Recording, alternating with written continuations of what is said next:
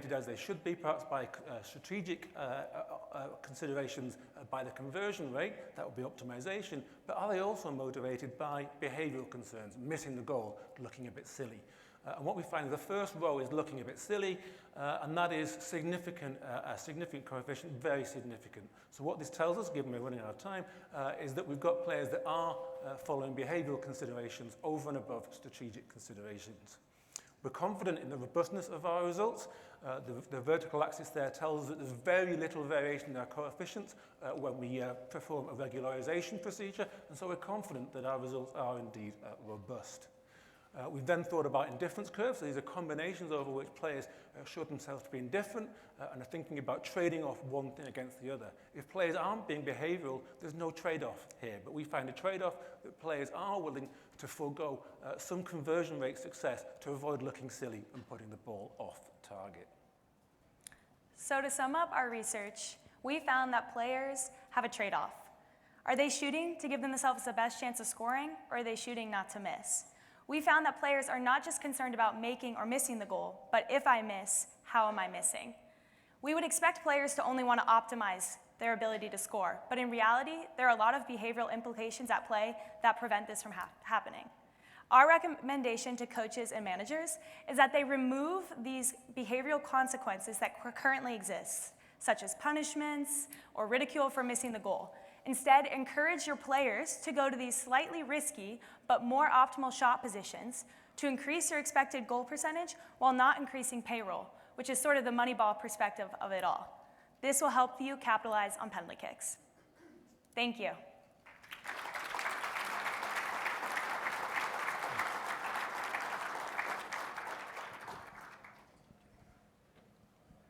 It seems like the crux of your discovery is in the regression, right? And that's only true insofar as the regression formula specification reflects the underlying reality, right? And it seemed to be like a pretty straightforward kind of polynomial, second order polynomial.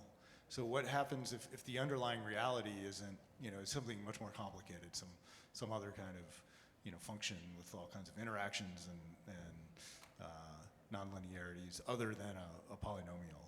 Yeah, so can I take this? Yeah, of course. Yes, we did robustness check that with a nonlinear regularized lasso regression, and so that tends to avoid overfitting on the sample data.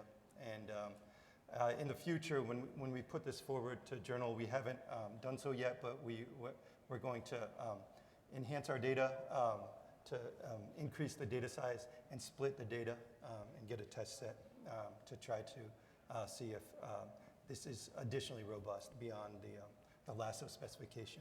Yeah. Thank you.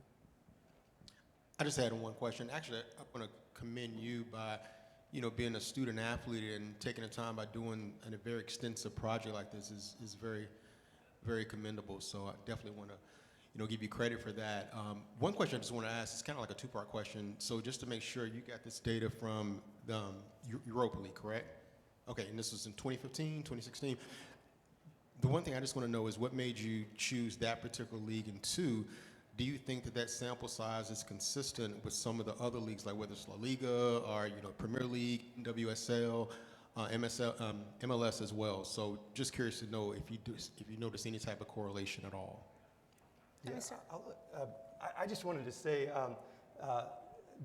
Ava found this data set and used it for a term paper in my class. That's how this all started, and she was very resourceful and did all the preliminary analysis on her own. So yeah, she can speak to this, but data availability was a big driver of that, yeah, I think. Yeah, absolutely. So like he said, data availability was a huge part of it. We're looking for the top level of soccer, and obviously that can be debated, and it's obviously always changing as well. And we would like to expand it to include more the women's side, NWSL, looking at the EPL, but for the women's side, but I think with the data that's available, that's actually pretty difficult. And so we were happy with what we worked with, but I think we could definitely expand this project and see if there's trends across different parts of the world and different leagues.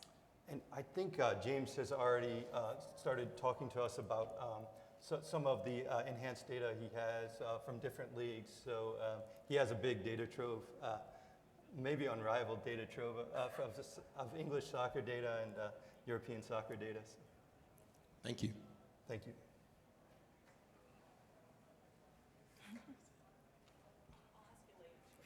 Oh, I apologize. Apologize.